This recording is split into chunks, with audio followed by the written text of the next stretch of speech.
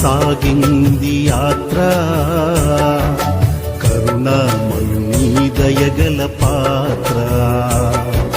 సిలువలో సాగింది యాత్ర కరుణామయుని దయగల పాత్ర ఇది ఎవరి కోసమో ఈ జగతి కోసమే ఈ జనుల కోసమే సిలువలో సాగింది యాత్ర